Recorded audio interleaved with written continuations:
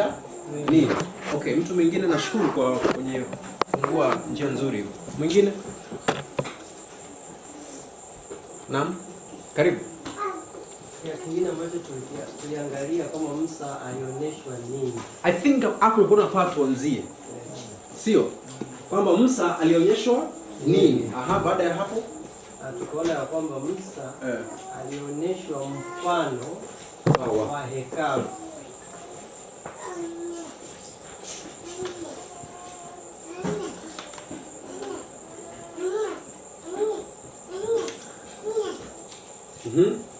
Na maana na alichokuja kukitengeneza ni mfano wa mfano alioonyeshwa. Sasa mpaka hapo iko sawa?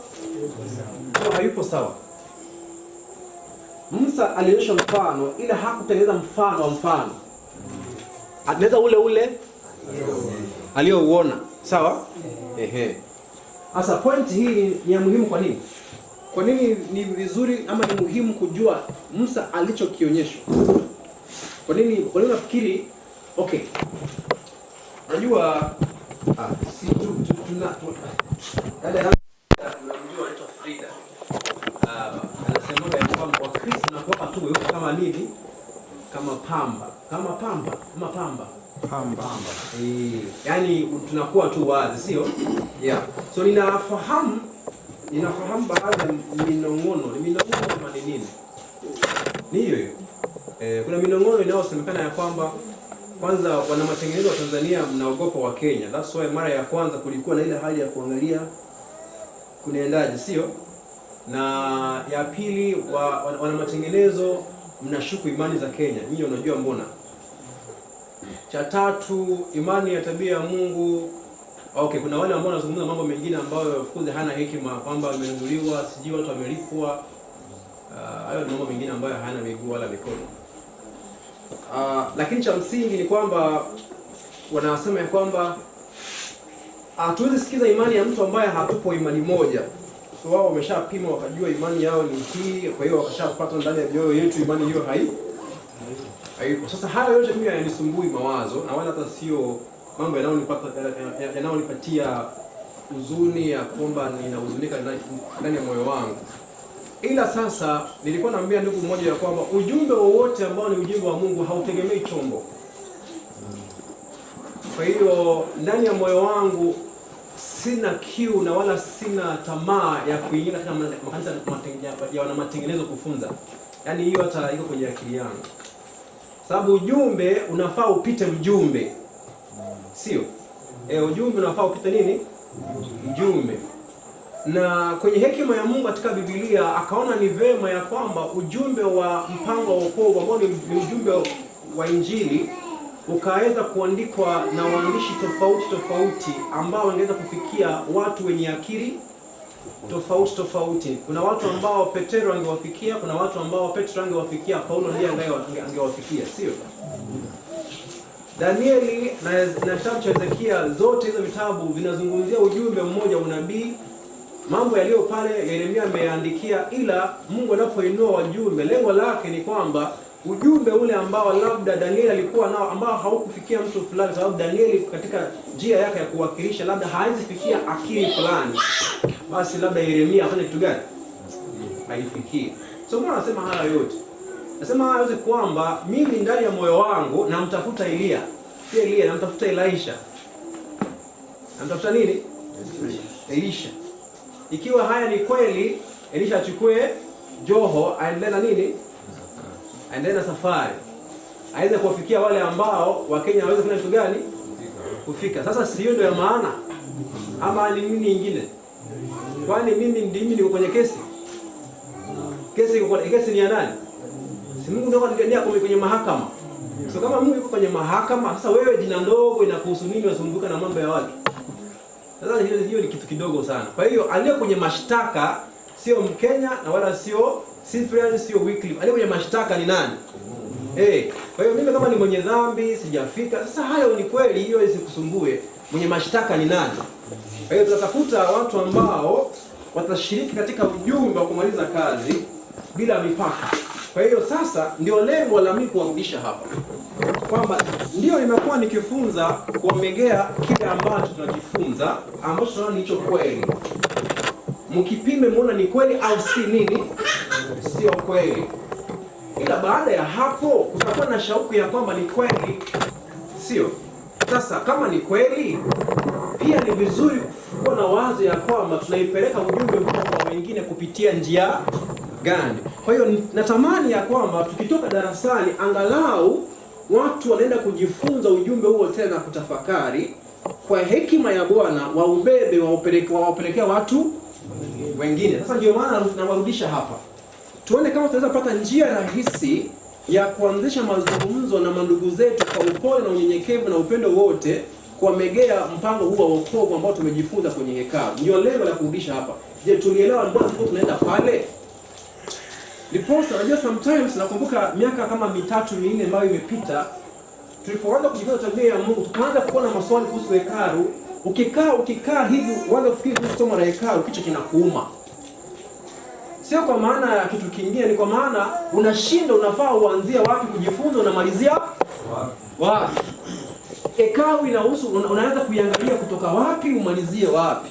Kwa hiyo tunaifanya iwe rahisi kwa kupeana uzoefu ambao tumekuwa nao katika kujifunza na kutafakari, na wewe uongezee kile ambacho Mungu atakudhihirisha katika maombi na kujifunza. Hiyo iko sawa?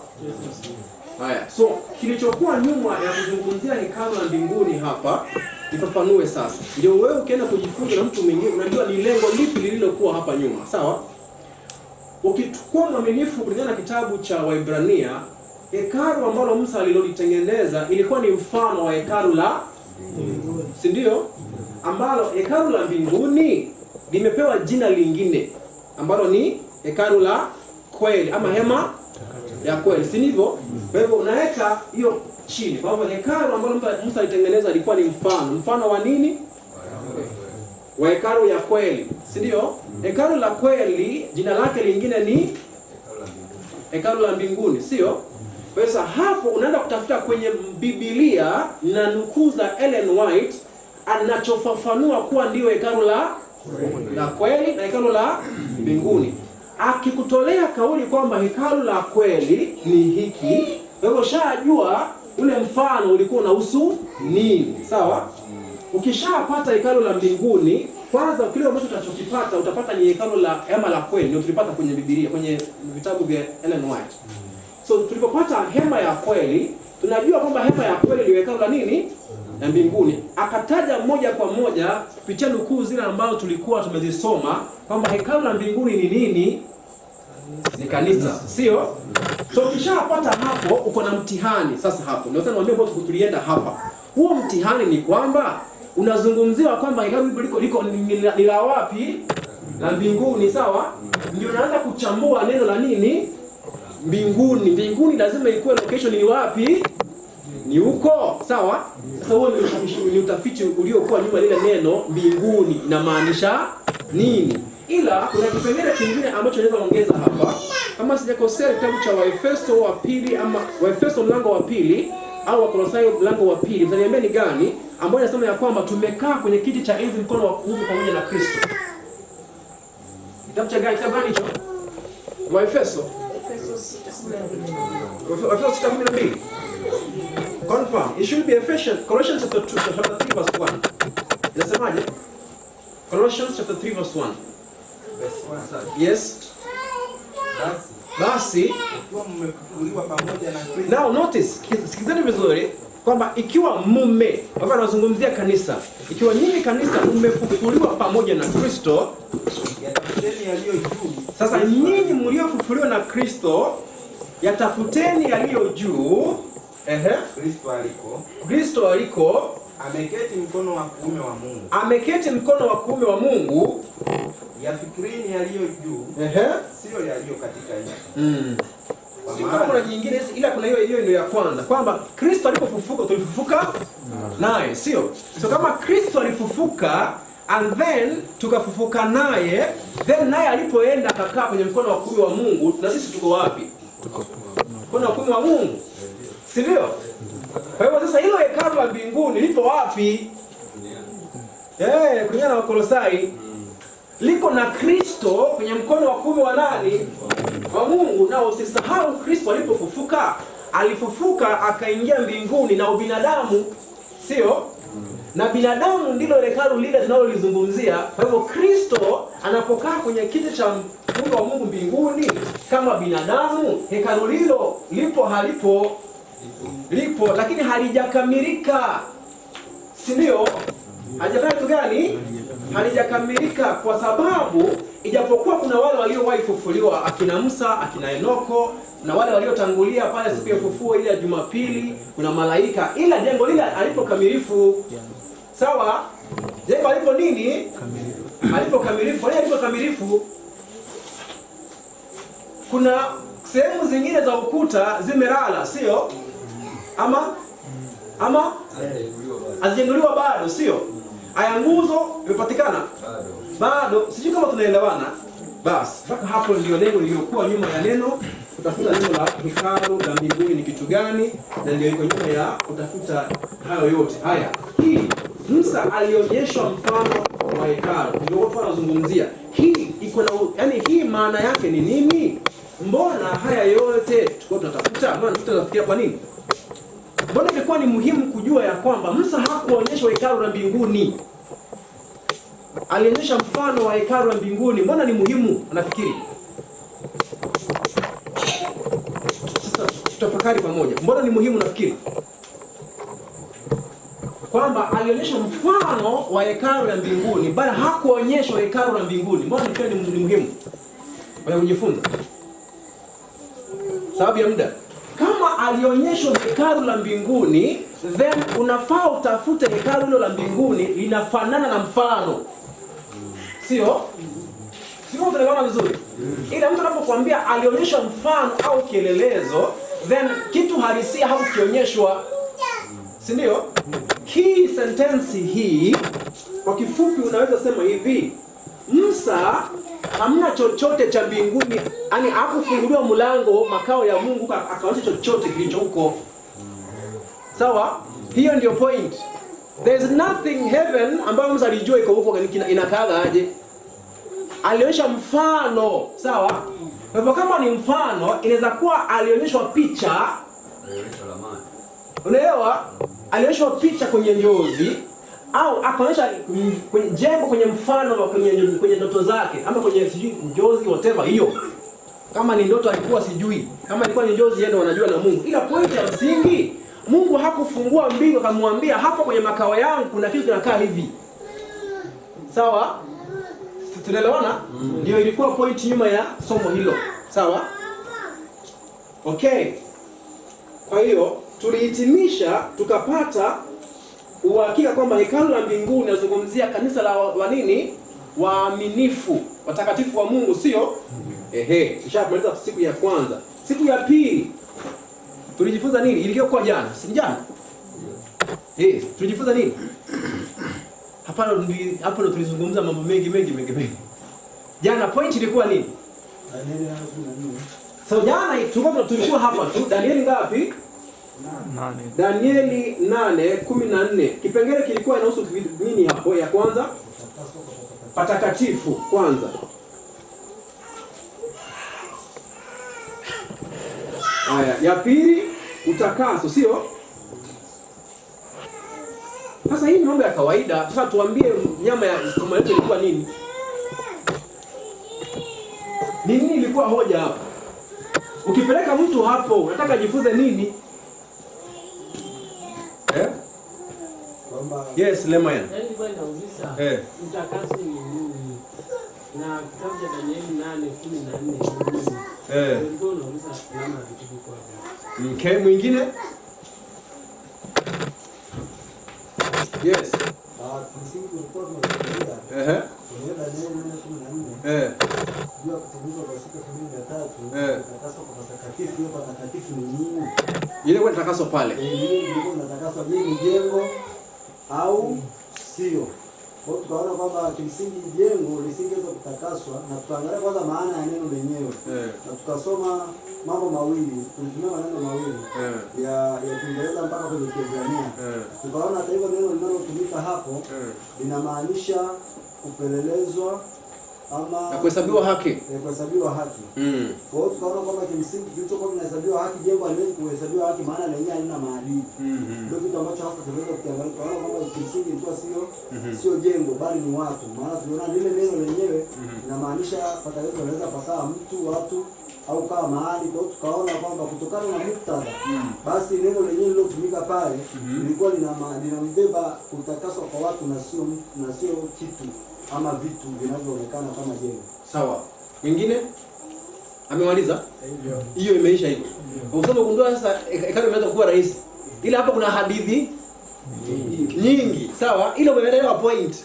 Sasa kwenye hiyo point sasa ni wewe uende ukae. Nilisikia Gabriel jana ni kwa mbali tu kama ile njia ni ndefu. Sasa wewe tafuta yako short. Si ndio? Wewe tafuta yako nini? Short. Wewe unataka kufikisha mtu wapi?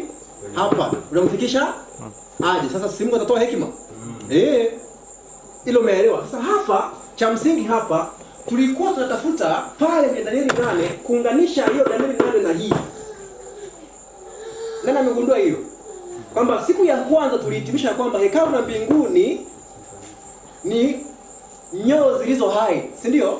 Ni mawe yaliyo nini? So tunataka kujua, je, hii inaweza ingia wapi? Hapo iliingia, haikuingia? Iliingia. Kwa nini? Tulipata ya kwamba kuna ushahidi pale ya kwamba ikiwa neno utakaso haihusu kusafisha uchafu kwa nyumba, inahusu kutakasa mtu au kumhesabia mtu haki ambaye amewekewa mashtaka, then jengo haliwezi kuwa na mashtaka. Sio? Alina mashtaka ni nafsi. Tukapata hapa inahusu nafsi ya Mungu na nini? Viumbe ambao walikuwa wameanguka ambao ni wanadamu, sawa? Tukapata ushahidi hapo. Alafu tukaongeza vitu vingine ambavyo tunataka kuviingilia leo. Kitu kingine kilikuja baada ya hapa. Yaani hiyo tusaidia kuweka ikuwe short. Hiyo story ndefu ilikuwa nini? Yaani hapa tunataka kujua darasani tulikuwepo wote. Tulimaliza kuna matu tulimalizia. Tulimalizia wapi? Haya, jana tulijifunza kipengele fulani. Yes, Robert. Tulimalizia kwenye quotation ya pambano kuu. Sasa unaona? Kwa hivyo msiniite tena uje kufunza hekalu. Nyinyi nyote sasa mmekuwa wali pelekea wana matengenezo wanaoaminiana. Nyinyi mkiwa mmekaa hapa. Yaani nyinyi wenyewe mkitana mkutano. Hebu wewe nipatie point uliyoelewa. Na wewe nipatie point uliyoelewa. Mmeshajaza kitabu. Muandike muwapelekee wasome. Wakiokolewa si ndio furaha ya mbingu? Sasa tukamalizia kitabu cha pambano kuu. Kwenye pambano kuu ni nini iliyokuwa hoja pale? Haya, mtu mwingine. Yes, karibu. Kuja kwa Kristo. Kulikuwa kuna kuja kwa Kristo. Si ndio ile ambayo walikuwa nafikiria anakuja duniani, sio? Kuja kwa Kristo.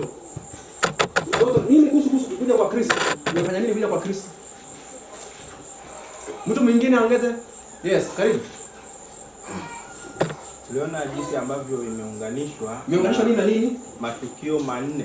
Matukio manne. Matukio manne. Matukio matatu. Tukio moja. Sasa rekebisha nini hivyo hivyo. Unaelewa sasa? Hiyo sio ndio darasa. Ni matukio manne na tukio moja. Tukio moja lakini katika vielelezo basi. Vielelezo.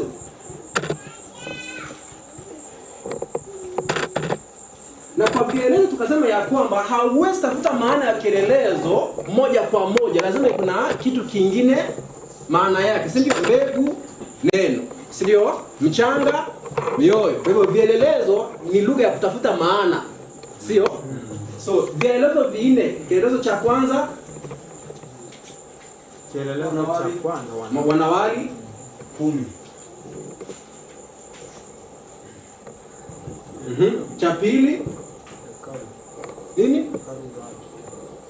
Kuja kwa hebu ni watu waende mikono sasa. Ndio nisikona na lema yani. Haya, wewe umeshasema. Mwingine? Wale moja ndio mikono nataka nione. Sasa nitaweza mimi nitawaita.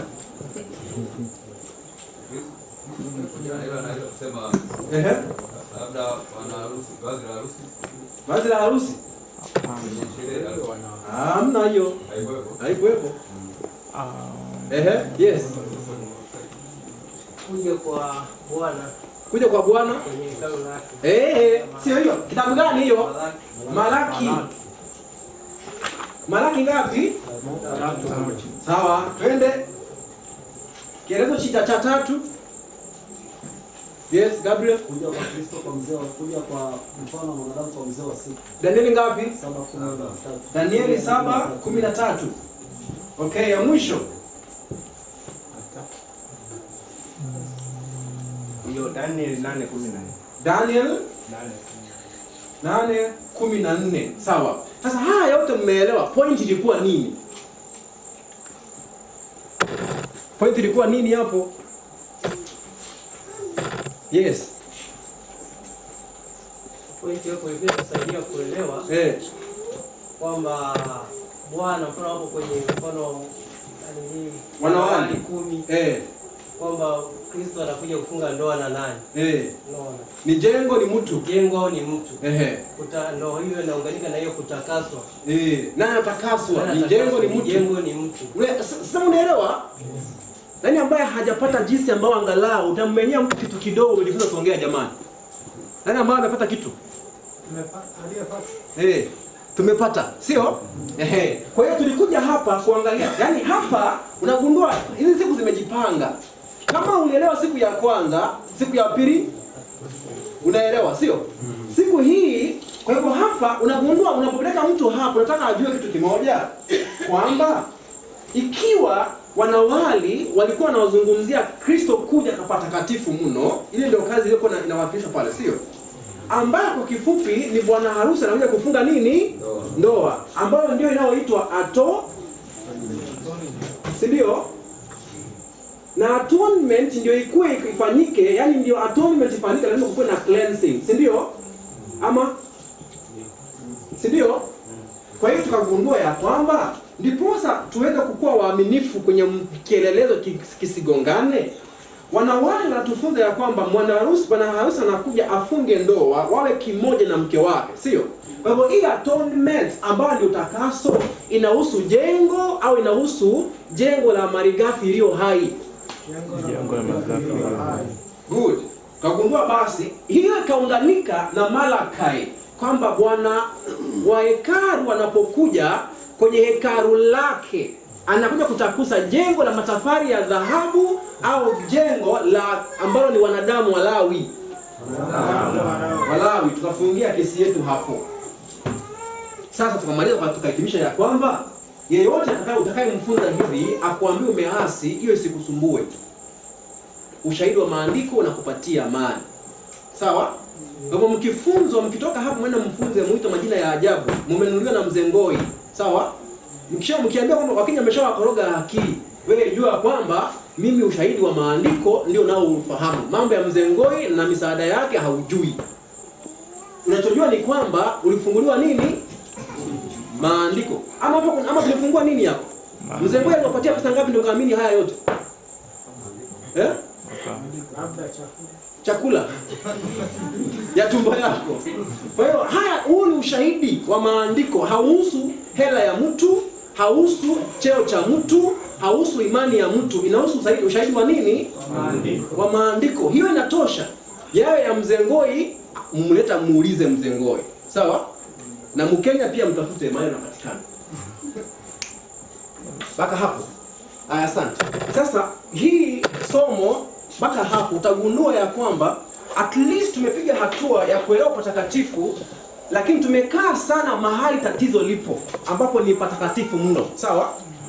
Sasa nataka tuingie hata sehemu hiyo, sitoki pale. Kama sitamaliza leo, saa hizi ni saa 11. Kama sitamaliza leo tutaendelea kesho. Sawa? Ndiposa baada ya hapo turudi katika vile vitu ambavyo ni rahisi kidogo. Hii ndio sehemu ambayo naamini kwamba huwa inasumbua. Nami ilinisumbua muda mrefu. Sasa naomba tuende hapo. Wakati unaendelea mtu wa Mungu. Naam. Jana wakati tunafunga nilikuwa na swali ambalo kama nitakuwa mbele ama la ninaweza kuwa ni hapo tunapoendelea.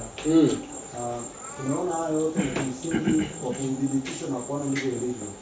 Kwa hiyo tunahitaji tu sasa wote kuweza kupata msaada wa pamoja kwamba ikiwa ni hivyo ilivyo sasa kwa nini Kristo alipopaa akaingia kwenye chumba cha kwanza alafu kusubiri mpaka mwaka ule wa 1844 na kuingia kwenye chumba cha pili, na tumekwisha kuona kwamba hekalu ni sisi tunaotakaswa.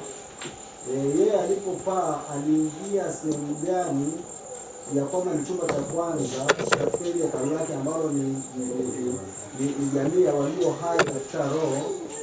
Aliingia sehemu gani ya kwanza, na hiyo sehemu ya pili ni kitu gani? Kwa nini yuko sehemu mbili tofauti? Naomba hilo swali nisilijibu, nikupe muda wa kwenda kutafakari. Ukitafakari kutumia hayo yote ambayo tumejifunza utapata jibu. Ninafikiri kile ambacho nafanya swali liibuke bado hujatumia muda kufanya nini? Kudigest yale ambayo tumefanya nini? Si kama sitaki kujibu swali. Nataka tufanye mchakato kwenye akili. Hizi hekalu tuliojifunza na hizi sehemu mbili zinawakilisha nini? Bado na nukuu tulisoma mahali. Sawa? Kwa hiyo tuchukue muda kufanya nini? Kutafakari. Alafu kama baada ya hapo nitakuja niseme jambo, utajisahihisha kama niko sawa ama siko. Tuchukue muda tutafakari kidogo. Hizi zote ambazo ni ramani ya mpango wa wokovu, mbona ilikuwa katika hatua tofauti? Ilikuwa inawakilisha kitu gani? So tukichukua muda tafakari tutapata. Sasa mpaka hapo turudi darasani, tuingie katika point moja. Hai. Sasa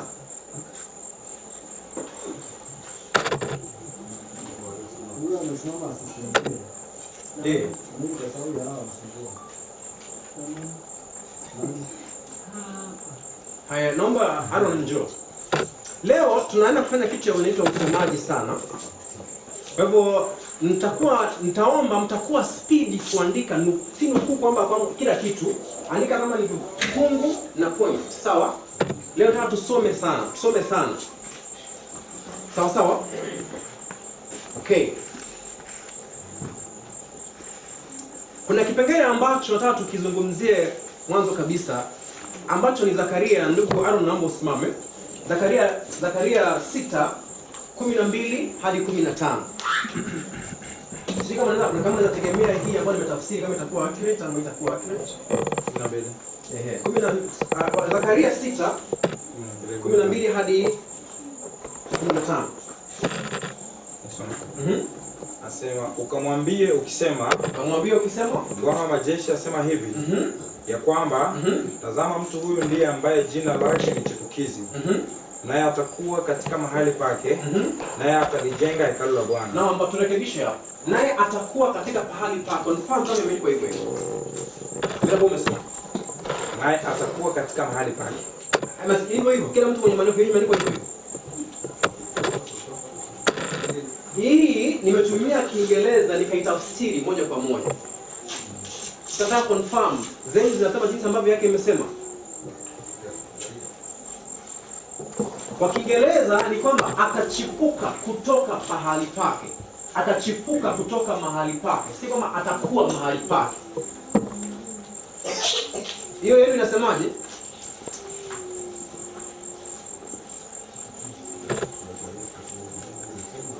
Naomba tukue speed kidogo kufungua. Anasema ukamwambie ukisema Bwana wa majeshi asema hivi ya kwamba tazama, mtu huyu ndiye ambaye jina lake ni chipukizi, naye atakuwa katika mahali pake. Sawa. Kwa hivyo ni kama hiyo. Sawa. Naomba niulize swali. Kwa maana tulisema jana kukuwa mwaminifu kwa neno ni muhimu sana katika kujifunza, sio? Si hivyo? Ukisema atakuwa mahali pake na ukisema atachipuka kutoka mahali pake, italeta maana mbili tofauti ama italeta? Ni maana mbili?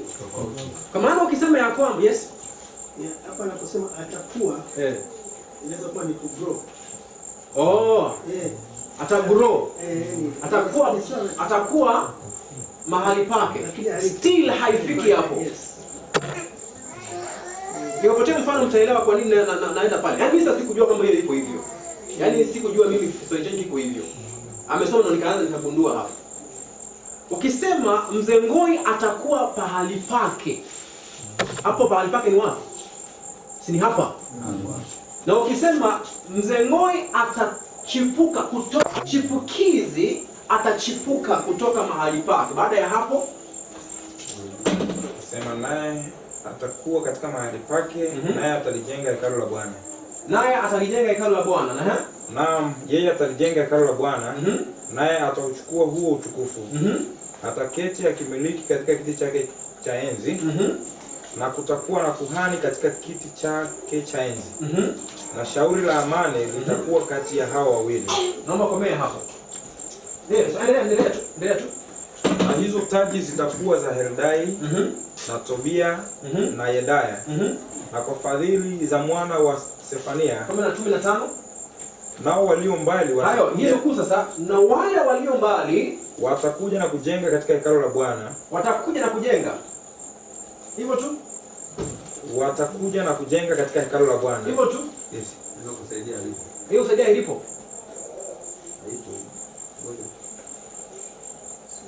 Sawa. So hapo neno lingine nimemisa. Good. Naomba sasa ukae. Sasa naomba tuandike vipengele vya msingi katika fungu hilo. Anayeitwa tawi ni nani? Ni nani? Ni Kristo. Sio? Tumeambiwa atachipuka kutoka pahali pake, kumaanisha kutoka, sio? Kutoka pahali au mahali pake. Nao pahali pake alipokuwa anatoka ni wapi? Kwa Baba, sio? Ambapo ni wapi? Ambapo ni wapi? Mbinguni. Kwa hiyo lengo la tawi kutoka mbinguni alikuja kufanya nini?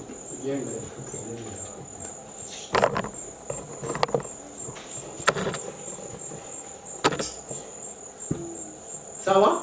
Na baada amejenga ndiposa yeye atakaa kwenye hekalu hilo ambalo amelijenga, sio? Watakaa yeye na nani? Watakaa yeye na nani? Na Baba. Si hapo ndio watu wakati tunaendaga pale. Watu wawili mnataka kufunza watu kwamba Mungu ni wawili, Mungu ni mmoja. Alafu ana baba na yaani Mungu ni mmoja baba. Baba na nini? Si hapo ndio mnaendaga hapo. Haya. Kwa hiyo baada ya hekalu limejengwa, nafsi zitakazokaria kiti kwenye hekalu hiyo ni ngapi? 2. Mimi sasa sio point yangu. Ila tunaambia kuna kitu kingine cha ziada. Ndio hiyo nukuu iishe.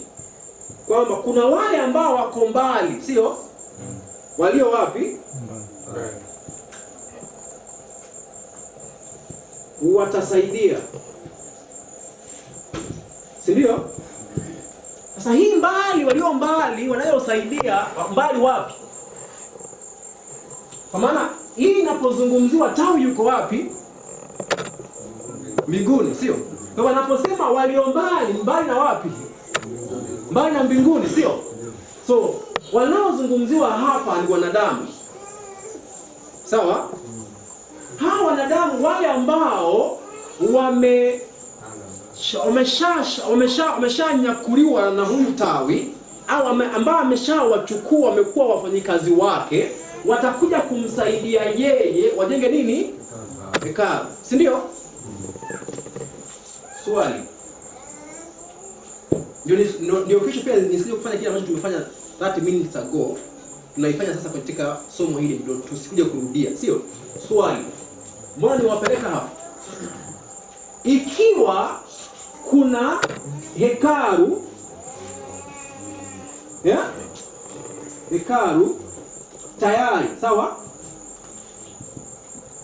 Wapi? Mbinguni, sio? Alikuwa na haja gani ya kutoka kuja kujenga hekalu? Kulikuwa na sababu gani? Hakuwa na sababu, sio? Kwa hiyo anapotoka kuja kujenga hekalu, then hekalu halipo. Sio? Lishabomolewa tayari. Tunaelewana vizuri? Ni kama uzungumze kuhusu Nehemia atoke katika nchi ya ni Waparesi ama nini? Waamini na Wajemi, aende kujenga hekalu wapi? Yerusalemu. Kwa nini anafanya hivyo? Sababu lilishabomolewa walipochukuliwa nini? Mateka, sio? Ndio maana wanatoka waende kujenga na watu wanaenda kuwasaidia kujenga lile hekalu, sio? Kwa hiyo Kristo alipokuwa anatoka mbinguni, anapokuja hapa duniani, yupo katika mchakato wa kuja kufanya ile kazi ambao Musa na Waisraeli walikuwa wanafanya kwenye maigizo. Jenga nini? Hekalu. Sawa? Hapo tumeelewana? Kwa hiyo tumeenda hapa kudhihirisha ya kwamba hekalu ambalo Kristo anakaa na Baba, Kristo ilimbidi atoke mbinguni aje kuweka msingi na kwanza kulijenga lile hekalu. Sawa? Okay. Tuende mbele, tutaangalia kipengele. Naomba usimame sasa. Naomba kila mtu kile ambacho tunachofanya hapa, mtaandika nukuu jamani na kuandika point. Sawa? Nukuu na nini? So nukuu hii inatoka kitabu cha Desire of Ages, DA. Sawa? Aaron 165 paragraph 5. Sasa tutasoma na kila mtu aandike point ambayo itakuingia. Mimi nitawaambia ambayo iliniingia. Sawa? Aaron soma. Wanadamu walisimamisha maskani ya Kiyahudi. Wanadamu walijenga hekalu la Kiyahudi. Sikizeni vizuri. Lakini patakatifu pa mbinguni. Lakini patakatifu pa mbinguni. Ambalo lile la duniani lilikuwa mfano wake. Alikujengwa na mbunifu yeyote wa kibinadamu. Tazama, yuko mtu ambaye jina lake ni Tawi. Ananukuu wapi? Angalia. Sasa usiendelee kusoma. Point. Kwa hiyo Zakaria anazungumzia hekalu lipi? Mzee sawa ndugu yangu.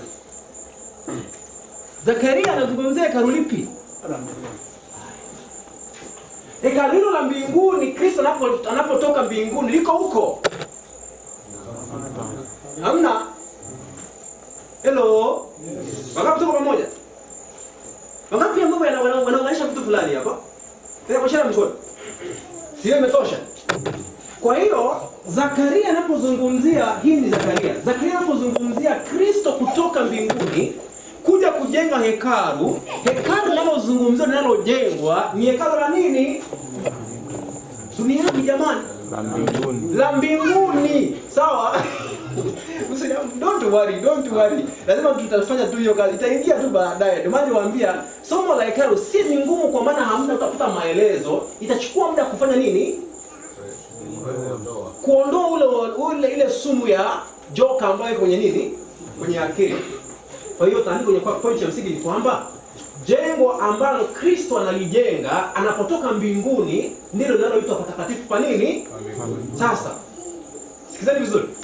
Kama alitoka aje kujenga hapa, unaposoma kitabu cha Mathayo hadi wakati injili inapofungwa, kuna mahali ulipata Kristo na wanafunzi baada ya kuhubiri injili anawaambia nendeni mtafute fito, miti, dhahabu, mlete hapa tushone, nikimaliza kazi hapa niende na hekalu mbinguni. Ipo kitu kama hiyo. Ila kazi aliyokuja kuifanya duniani hapa ilikuwa ni nini? Kwa hivyo kama alitimiza kazi aliyopewa, hilo hekalu alijenga hapo lijenga. Alijenga. Si ndio? Kwa hivyo aliporudi mbinguni, alirudi na hekalu alilokuwa amefanya nini? Amelijenga. Sasa hapo kuna point fulani ya kucheza nayo kidogo. Tulisema anayetimiza hekalu moja kwa moja ni nani? Ni Kristo. Kwa maana yeye ni binadamu, si ndio? Kwa hivyo ubinadamu wa Kristo uliposafishwa na dhambi, tunazungumzia katika madhabahu ya kafara, ile niweka katika njia nzuri ndipo nisitereze. Kristo aliposhinda dhambi katika mwili wake wa binadamu, alipochoma dhambi ndani yake na moto wa Roho, then ubinadamu uliweza kupata ushindi wa dhambi, sio? Kwa hivyo hekalu la binadamu lilipata ushindi wa dhambi, lilitakaswa na likarejeshwa katika hali yake ya kwanza. Kweli si kweli? Kwa hivyo aliporudi alirudi na ubinadamu ambao ni hekalu lililokuwa limebomolewa, lakini sasa ni hekalu ambao ni takatifu. Kweli si kweli? Okay. Mpaka hapo imeeleweka. Sasa hekalu hili kama ndilo alivyokujenga limetengenezwa na material gani? So kuna somo lililotangulia siku 2, sio? Sasa before hapo tunaenda tuangalie ushahidi mwingine. Naam. Unaiona? Kumaanisha nini?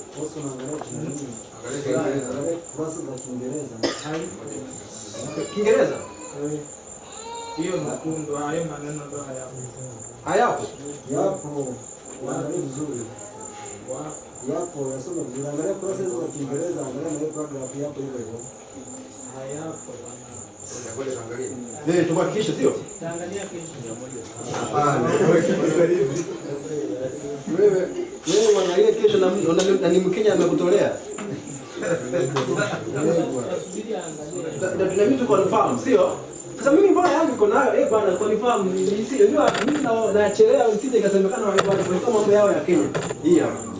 Ndio hiyo sio? Hebu wasomee katikati hapa. Men built the Jewish temple. Men built the Jewish temple. Wanadamu walisimamisha maskani ya Kiyahudi. But the sanctuary above. Please confirm, si ndio hiyo? Sasa sikiza, mambo ya sura ndio maana unaandika uende ukasome. Sawa? Kesho. Sasa hapo usianze kuniuliza sura nini? Wewe andika nukuu, wewe ndio maana ya kwenda kutafuta baadaye nyumbani kujifunza. Tuendelee.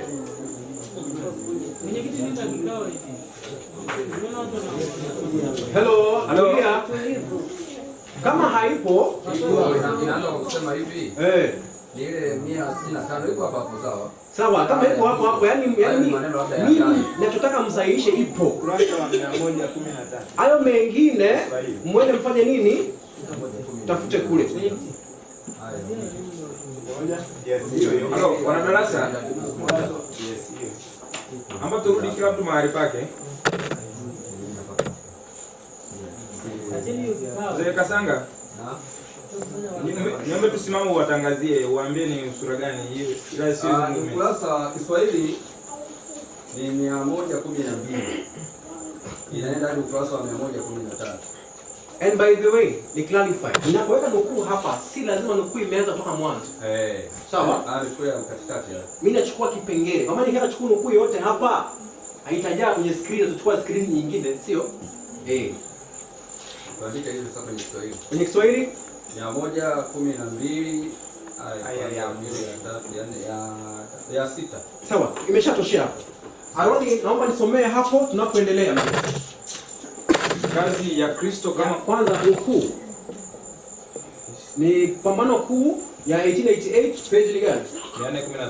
415 paragraph ya 3. Naam. Twende pale. Nasema kazi ya Kristo kama mwombezi wa mwanadamu imewasilishwa katika ule unabii mzuri wa Zekaria tosha unaomhusu yeye. Kwa hivyo kazi ya uombezi, kazi ya nini? Ya uombezi. Kazi ya nini? Uombezi. Ya uombezi.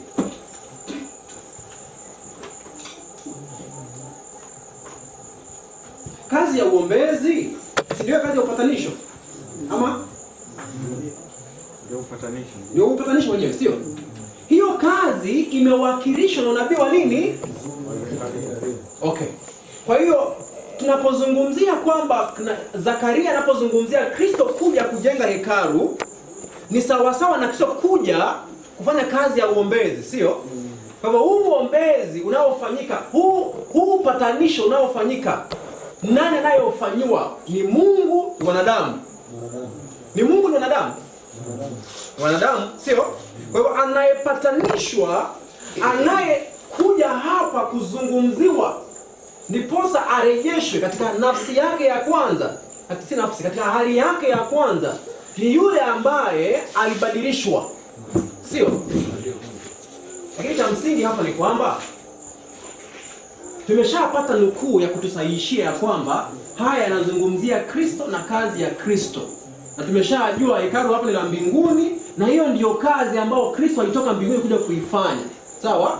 Kwa hiyo ni moja kwa moja, na ushahidi unaendelea kukua mzito ya kwamba hekalu la mbinguni sio jengo la malighafi nini?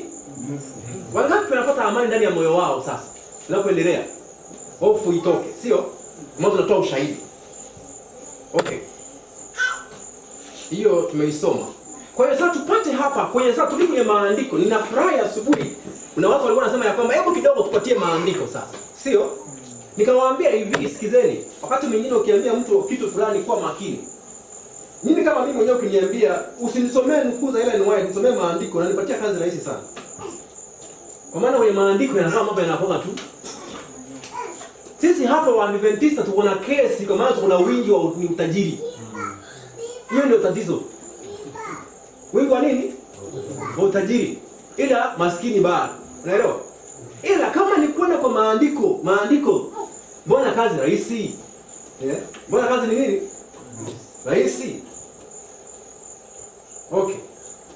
Twende hapa. Kwani nimefanyaje? Okay, sawa. Kitabu cha Petro wa kwanza 2:4 hadi 5. Naomba utumie tu ile tulio nayo hapo kwenye hapo. Anasema mkimjia yeye, huyo ni Kristo, jiwe lililo hai, lililokataliwa na wanadamu, lakini mbele za Mungu limechaguliwa na ni la thamani. Ninyi pia kama mawe yaliyo hai, mnajengwa kuwa nyumba ya kiroho, ili muwe ukuhani mtakatifu, mkitoa dhabihu za kiroho zinazokubalika kwa Mungu kwa njia ya Yesu Kristo. Kwa hiyo hii ndio ile Malaki 3, sio?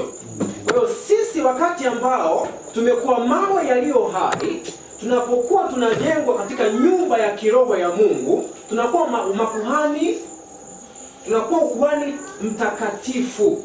Ndiposa dhabihu zetu ziwe dhabihu za haki. Umeunganisha pale? Kwa hiyo Petro hapa anazungumzia nyumba ya kiroho, na hii nyumba ya kiroho imejengwa na malighafi ipi? Mawe yaliyo nini? Kwa hiyo Biblia je, inasema moja kwa moja nyumba ya Mungu ya kiroho imejengwa na mawe aina gani? Inasema haisemi? Inasema. Sasa ni kazi gani unataka kunipa tena hapa kubwa? Unaona? Twende mbele. Ndugu Aaron, twende mbele. Waefeso 2 wanaoandika Waefeso 2:19-22. Kwa hiyo ninyi si wageni wala wapitaji tena, bali ni raia pamoja na watu wa Mungu na washiriki wa nyumba ya Mungu. Mmejengwa juu ya msingi wa mitume na manabii, naye Kristo Yesu mwenyewe akiwa jiwe kuu la pembeni. Ndani yake jengo lote linaunganishwa pamoja na kukua liwe hekalu takatifu katika Bwana. Nanyi pia ndani yake mnajengwa pamoja ili mpate kuwa makao ambayo Mungu anakaa ndani yake kwa Roho wake. Sawa. Kwa hiyo tushapata wazi ya kwamba Wakristo pamoja na mitume pamoja na Kristo mwenyewe wanatengeneza hekalu la nani? Hekalu la nani? La Mungu. Kristo tunayemzungumzia hapa si Kristo katika nafsi ya uungu. Ni Kristo aliyochukua nini? Ubinadamu. Yeye ndio msingi si msingi, yeye ndio jiwe la pembeni. Kuna hadithi ndefu hapa hiyo jiwe. Sasa, cha msingi ni hii. Sasa kuna watu ambao wanafunza hivi, wanasema hivi, ndio Wakristo ni hekalu, lakini wanasema ya kwamba kuna hekalu lingine la mbinguni. Mwaisikia hiyo? Hivyo tunavyofunza. Kwa hivyo ukigundua kitabu cha Wakorintho inaposema ya kwamba je, ninyi amjui kwamba ninyi ndio jengo la nani? La Mungu. Anasema ngoja kidogo, ndio sisi ni hekalu la Mungu, ila sisi sio hekalu la nini? La Mungu. Kwa sababu kuna jengo analolitafuta huko juu, mahali Baba amekaa, huwa anapembeleza kwa niaba yake. Ila ukweli wa mambo ni kwamba hekalu hilo linalozungumziwa hapa, soma hapa ndugu hapa. Wakorintho wa kwanza 3:16 hadi 17. Je, hamjui kwamba ninyi wenyewe ni hekalu la Mungu na kwa Roho wa Mungu? Mpaka hapa kwa maana hekalu la Mungu ni takatifu, nanyi ndio hekalu hilo. Good. Sasa hii si fungu mmekuwa nayo? Sio mmekuwa mkiitumia hii fungu? Mbona hakupaje ifike ndio hekalu la mbinguni? Kwa maana kuna hekalu lingine ambayo damu inapelekwa huko. Sawa? Ila point ya msingi ni hii. Kile ambacho Ellen White alisema ndio hii hapa kauli ya Paulo Anasema kwamba kanisa la Kikristo ndilo hekalu la Mungu, sio? Na akafafanua akasema, hekalu lipi? Hekalu la mbinguni. Ndio maana nikawauliza, inawezekana kuwa hekalu la mbinguni zaidi ya moja? Hamna. Ni lile moja.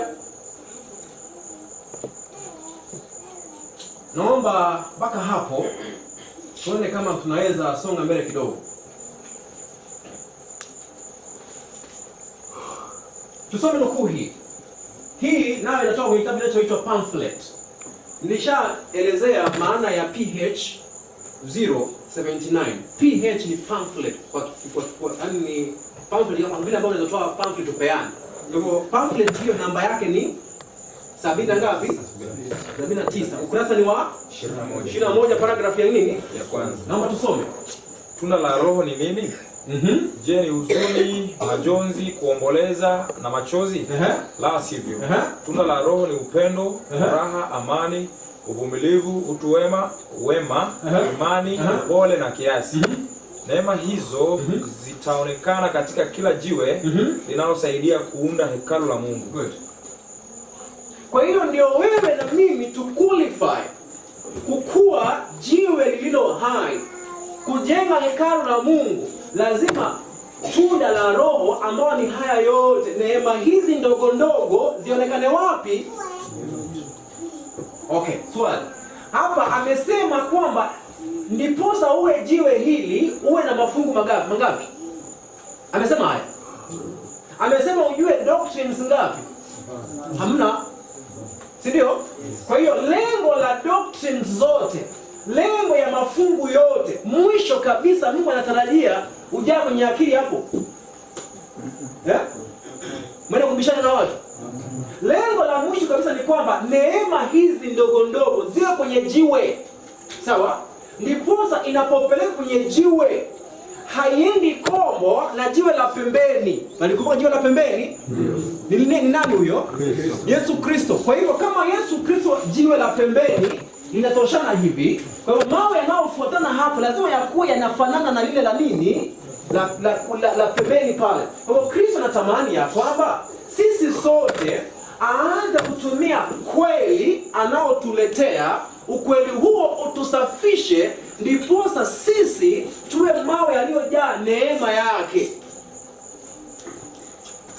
So kila mtu anafaa jiulize, je, mimi kama jiwe ni jiwe machimboni limejaa uchafu ama jiwe limejaa nini? Neema. Utajuaje? Utajua tu moyo wako. Ndio unaojua, sio? Kwa mimi na wewe tunaweza jua ya kwamba leo hivi bado ninahitaji niingishe kwenye usafishaji au bado. Hapa ndiposa siku ya Sabato tukawa tunazungumzia haya kwamba cha msingi ambacho Bwana anatafuta ni maisha ya kiroho ndani yetu. Hali halisi ya wapi? Ya moyoni. Yaani sidhani niwaambie, kazi hii ya kupayuka ni sehemu ndogo. Na kwanza hiyo tumepewa kwa sababu tunajua uchungu na tunajua ile hasara ambayo tumeipata katika ufalme wa nani? Wa Shetani. Tunajua ile hali ya kuhitaji kusamehewa, kwa maana sisi pia ni wahitaji wa msamaha, sio?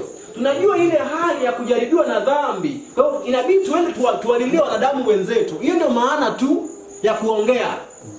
Otherwise, lengo kuu ya ujumbe sio kuongea. Lengo ya ujumbe ni neema hizi zipatikane. Kwa nini hazipo?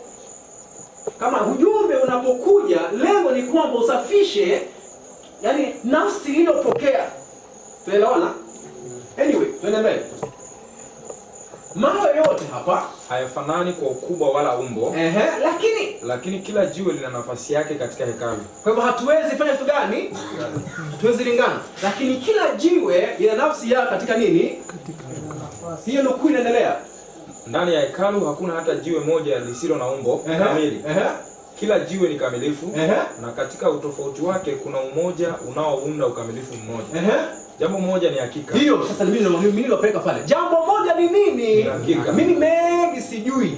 Yaani anasema jambo moja, na mimi nataka kuunga ile niwaite mkono. Jambo moja ambalo ni uhakika ambalo naweza kukuambia haya masomo yote ni nini? Kila jiwe ni jiwe lililo hai. Jiwe linalotoa nuru. Basi. Ukiniuliza hekalu la mbinguni linafananaje? Nitakwambia jambo moja la uhakika. Jambo moja la nini? Kwamba hekalu la mbinguni mawe yote yako nini? Na yanatoa nini? Nuru. Sasa sikiza. Ndio maana Yerusalemu ya mbinguni ukiingia huko kwenye njozi za mtumishi Yohana anasema ya kwamba nuru ile ya Bwana inagonga ukutani na kumulika kila nini? Kila pahali. Hawahitaji juu, kwa maana utukufu wa Mungu unapotoka hakuna mahali popote nazuiwa. Kila mahali nang'aa nini? Kwa maana gani? Kila jiwe ambalo au kila malighafi ambayo imetumika kujenga hekalu la mbinguni lipo nini? Lipo hai. Kwa hivyo ni nafsi iliyo nini? Iliyo hai. Sasa inamaanisha hivi, kila mtu aanze kutafuta nafasi yake kwenye jengo la Bwana. Hiyo ndio kiu ambayo nafaa kila mtu atafute. Mimi je? Kwa maana kumbuka hivi, nafasi yangu ipo. Nyumba ya Mungu unajua itakuwa ndogo, sio? Kama ya mzengoi kubwa ya Mungu je? Kwa hiyo kila mtu nafaa atafute nafasi yake. Kwa hivyo ikiwa wewe utalala ukiwa kwenye nafasi ya ukuta kadogo na kutosheleza kama hapa. Kama hapa ndio kapo, wewe tafuta kwa wapi? Hapo, unaelewa? Na yule ambaye atapata nafasi nzuri ya kulala, basi akilala ameshashika nafasi yake, hiyo ndio anafufuka nayo, sio? Si kweli? Lakini wale ambao watabaki hai mpaka Kristo arejee, apata nafasi ya kukua kwenye nguzo, wewe shikilia wapi? Hapo. Lakini bora usikose nafasi ya kukua kwenye nini? Kwenye jengo kama mawe yaliyo hai. Kwa hiyo tushajua ya kwamba jengo la mbinguni kulingana na maandiko ya Biblia na kulingana na vitabu vyetu vya roho ya unabii, mawe ya jengo la Mungu la mbinguni ni mawe yaliyo nini? Yaliyo hai.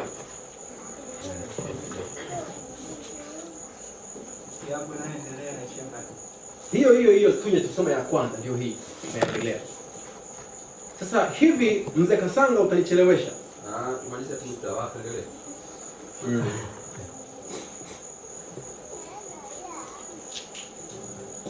Swali la kwanza, ni maskani ipi iliyosimamishwa na Bwana wala sio wanadamu?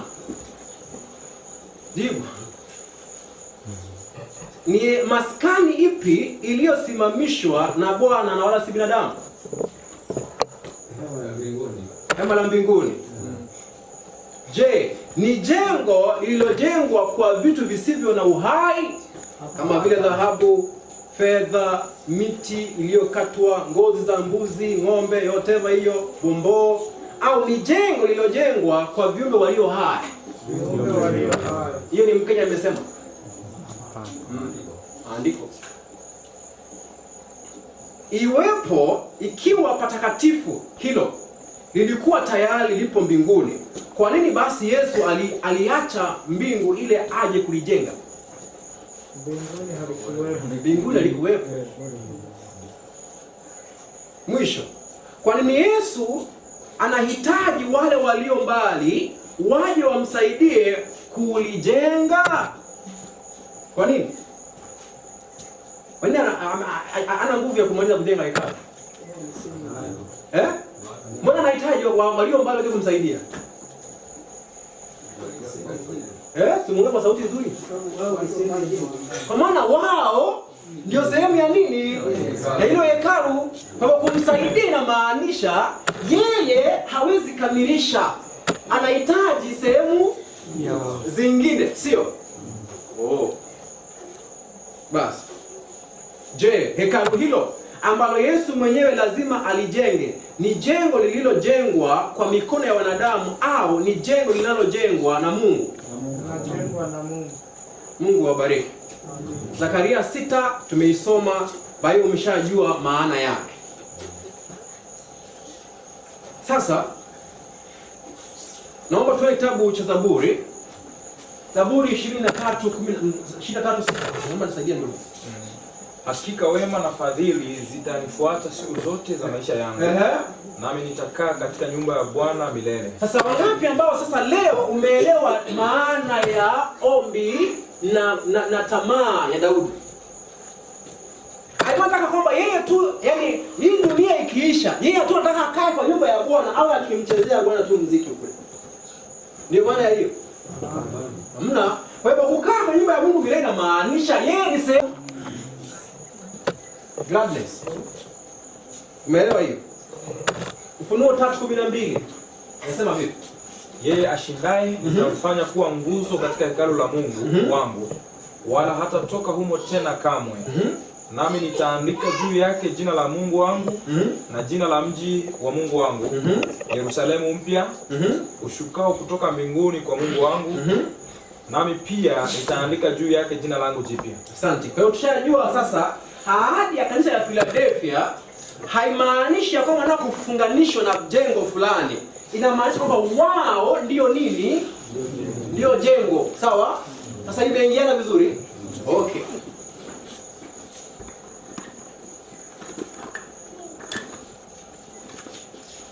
Hebu tuangalie nukuu hii. Nukuu hiyo ni manuscript. Naomba nisomee kwa ajili ya kuandika hapa juu. Manuscript ya ngapi? Manuscript ya pili. MR ukurasa 339. Na hapa paragraph ngapi? Haya. Hiyo tutafuta. Twende mbele. Tunaanza nyuma kidogo hapo. Sisi ni jengo kuu la Mungu. Sisi ni nini? Ni jengo kuu la Mungu. Haya. Kwa hivyo ushajua hii jengo kuu ni nini? Ekala nini? Mbinguni. Twende mbele. Kila pigo la nyundo, kila jiwe linalowekwa katika jengo ni sehemu tu ya ukamilifu wa jengo zima. Kwa hivyo wewe, sikiza, wewe sio jengo kamilifu. Yaani, tunaelewa hapo? Wewe na mimi sio jengo la Mungu. Sawa? Ni sehemu tu ya ukamilifu wa kitu kizima. Sio? Sasa angalia hapo. Sasa wewe mbona mdharau mwenzako ambao umekaa na yeye na ndio jengo mwenzako? Na mdharau tu. Badala ya umfanye urafiki, umsaidie, msafishane pamoja, wewe unamchuki ndani ya moyo. Na ni sehemu tu ya nini? Ama ukimpata utamwambia wewe bwana, unafanya nini hapa? Hebu fikiri, mimi na wewe ndugu tuko hapa duniani, hataki kukaribiana. Sasa mbinguni kama ni sehemu moja. Ama ndio maana kuna vitabu ya Bwana kuuza Mungu anafanya nini hapo? Si ndio maana vitabu? Mungu, hapo ni Bwana anafanya nini hapo? Hebu nieleze kidogo. Ndio maana vitabu? Ndio maana vitabu? Ama sio hivyo? Simuliambiwa hivyo. Maana ya vitabu ni kwamba viko kule mbinguni, ukimpata Aaron, uulize kwanza anafanyaje hapo. Ama sawa, tuendelee. Kila mtendakazi anapaswa mwenyewe kuwa vile Mungu alivyokusudia awe, kwa kujenga maisha yake kwa matendo safi, ya heshima na ya uadilifu, ili mwisho wake awe jengo lililokamilika kwa uwiano, hekalu zuri linaloheshimiwa na Mungu na wanadamu. Mungu lazima awe ndani ya kazi hii. Ninyi ni shamba la Mungu. Mambo achie hiyo hapo, tuendelee sasa muda. Bwana angependa usimame imara kama Danieli, huku kila sehemu ya tabia yako ikiwa chini ya huduma yake mwenyewe, ili siku baada ya siku ukue na kuwa jengo litakalo simama. Kwa maana siku moja kaja siku moja, siku hadi siku. Siku baada nini? Baada ya siku. Wewe tu shiriki pamoja na Mungu. Siku ukiwa chini ya nini? Ya huduma yake. Yaani Mungu ndiye anayekuhudumia. Pole pole tu akifanya kitu gani? Akibadilisha siku baada ya nini? Sasa leo ukiliangalia linaweza kuwa limeungua sehemu moja. Ama leo kiliangalia ni chafu sehemu nyingine. Si ndio? Na sehemu nyingine kesho kutwa endelea kusafisha, sio? Mbona huyu jamaa atapotea? Monica, yaani mbingu haendi. Ama si ndio tunafanyaga? Yaani watu watapotea. Nani akakwambia napotea? Nani akakwambia napotea? Badala ya kuhimiza moyo wako, shambadilisha nia, akishamchukua anaingia mchakato wa hatua baada ya hatua kumbadilisha. Sawa? Now, of course, sio kama mnajua, kinachomuokoa sio mbadiliko unaoonekana. au atafikia wapi. Kinachomuokoa ni ile imani aliyonayo juu ya aliyefanya kazi ama anaoifanya kazi ile. Sio kama unaelewa? Sio kama unaelewa? Kwa maana yake leo unaweza niangalia sijakamilika. Unanielewa vizuri? Utaniangalia utanipigia hesabu nichune kabisa sijakamilika. Ila wewe hauna uwezo wa kusema moyo wangu nimemtumainia nani? Sawa? Huyo ambaye nimemtumainia, huyo niliyomwamini, nimeweka maisha yangu chini ya nini? Ya huduma. Kwa hivyo hata nikienda sasa, maandiko yanasema ya kwamba hiyo kazi atamaliza. Nitawaambia na mazao namna gani? Kwa nini? Kinachookoa mtu sio mbadiliko unaoonekana wa nje pekee. Kinachomuokoa mtu ni ule mbadiliko wa akili unaofanya katika madhabahu. Sasa ndio maana hapa kwenye madhabahu tunafaa baadaye tutakaa tena pale kidogo. Ni nini ambao Mungu anaoifanya kupitia madhabahu na ni kwa nini haya madhabahu ndio msingi wa wokovu? Hayo mengine tu yanayobaki ni yale ambayo anayafanya kwa muda kulingana na nuru anayofanya kitu gani? Anayemfunulia mtu. Anyway, ni somo ndefu tu. Tufika wapi ndugu? Si kama ukamilifu, si kama ukamilifu unaojitosheleza lenyewe, bali likiwa limeunganishwa na kazi ya watendakazi wengine waliochaguliwa kama hekalu zuri kwa ajili ya Bwana, ushuhuda ulio hai wa thamani, uthabiti na heshima ya mtu, anayaelekeza macho yake kwa utukufu wa Mungu pekee. Asante. Kwa hiyo sisi ndio ambao Bwana anaotafuta kutusafisha. Nao nukuu hii inaendelea. Hii ilikuwa 3:21. Sasa hii ambayo tunaenda kusoma hapa ni manuscript ya ngapi? Ya 3. Manuscript ya 3. 231 huko. 230 na sasa ndio maana leo niwaambia leo tunaenda kusoma. Kwa hivyo msichoke kuandika, sawa? Kwa maana ukichoka kuandika baadaye imani yako itakuwa tu ile ya kupigwa na upepo. Sawa, maskani ya kwanza. Maskani ya kwanza iliyojengwa kulingana na maelekezo ya Mungu, kwa hakika ilibarikiwa naye. Sawa? Kwa njia hiyo watu walikuwa wakijiandaa kumwabudu katika hekalu lisilofanywa kwa mikono ya mwanadamu. Kwa hiyo sikizeni vizuri. Kwa hiyo walipokuwa wanajenga lile hekalu kwa maelekezo ya Mungu, kielelezo kile au maigizo yale yalikuwa yanalenga nini? Tamkeni vizuri. Sasa wengi waandaa aje? Sikiza, wewe unapochukua nyundo jinsi ambavyo akina ndugu ya Aaron wanafanya hapo, ukichukua nyundo, wewe uko busy na wanga hapo, inakuandaa aje? Yaani si wewe unatengeneza hivi. Sasa ulipokuwa unatengeneza hii ilikuwa inakuandaa aje? Sio hiyo. Kwani hii na hiyo ilikuwa tofauti gani? Kwani hii na hiyo ilikuwa tofauti gani? Hamna tofauti. Yote ilikuwa ni mbao. Na nyumba inatumika na misumari. So inakuandaaje? Inakuandaa sawa, ndio nakuuliza inakuandaaje? Inakuandaa, si ndio nasema hapa. Hebu soma vizuri hapo. Kwa hakika ilibarikiwa naye. Kwa njia hiyo ya kujenga lile nini? Hekalu. Watu walikuwa wakijiandaa kumwabudu katika hekalu lisilofanywa kwa mikono ya mwanadamu. Sasa ndo nauliza, hiyo kugonga nyundo pale ilikuwa inawaandaa aje? Wanapokaa kwenye tanuru la moto pale, wanaweka dhahabu inaungua, inawaandaa aje? Kwa kubadilisha tabia. Aje. Sasa si ni madini kama kule, sio mimi. Unaniandaa aje? Yes. Tuliona kwamba tulisoma rafiki kwenye education. Ambayo inaelezea kazi ilivyokuwa inafanyika. Kuchonga, kunyoka jiwe, kufanyeje. Ikiashiria na jinsi ambavyo Mungu anakuja na sisi hivyo kutuchonga akili zetu ili tuwe mawe yaliyo hai kwenye. Sasa mimi nitafuta waliokuwa na wafanya ingekuwa na waandaaji. Hiyo kipengele tutafuta. Sasa nataka muende moja kwa moja. Yes. Mimi naona kuandaliwa kwa hao watu ni kwa njia ya semina na kwa njia ya mikutano. Ndio unaanza kuandaliwa. Aje. Si kwa kufundishwa. Kwa sababu hapa tuzungumzie semina na mambo ya sikukuu, tunazungumzia ujenzi wa hekalu. Hapa tunajenga sasa. Ungekuwa tujaje acha nifafanue kwa njia nyingine.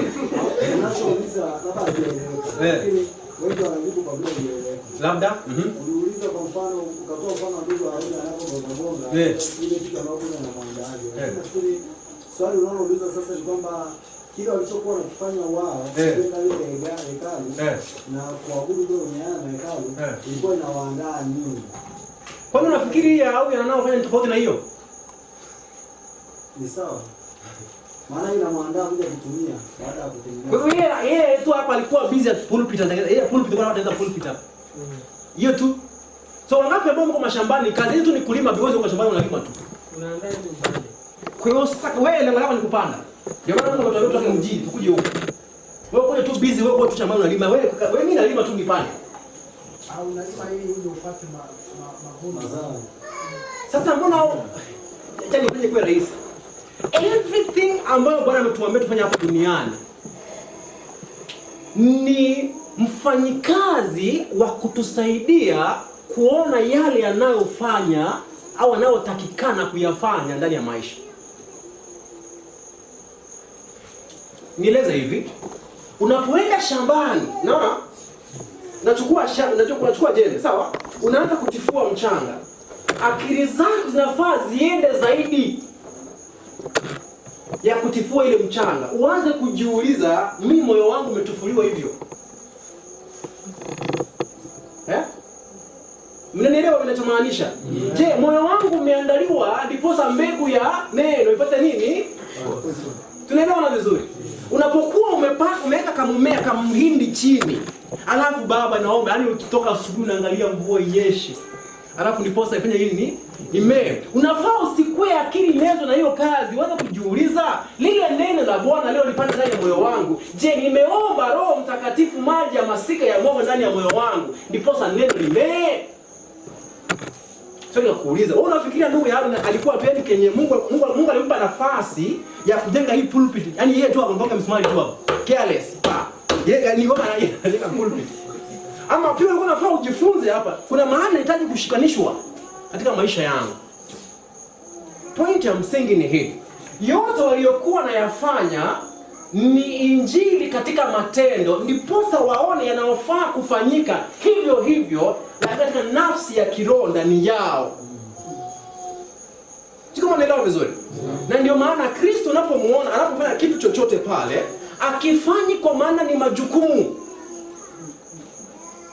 Anakifanya kwa maana anajua ya kwamba hiyo ni bahati, sijui nisema ni bahati. Yaani ni part ya tabia inayoundwa. Ni sehemu ya tabia inayofanya kitu gani? Yaani ni sehemu tu ya walimu ambao amewaweka katika maisha. Ndio maana hata binadamu akapewa kazi ya shambani. Ni sehemu ya kuunda nini? Tabia. Kwa hiyo unapoenda unaangalia mchanga umeweka mbegu, si mchanga, yaani mbegu haijaenda vizuri, na ugundua mvua ikija inakauka, unaenda kujiuliza itakana kuna kamawe nini?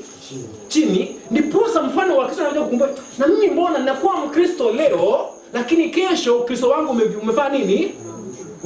Umedidimia. Unaanza kujiuliza, inawezekana kuna mwamba fulani ambao hujafanya kitu gani? Haujapasuliwa ndani ya moyo.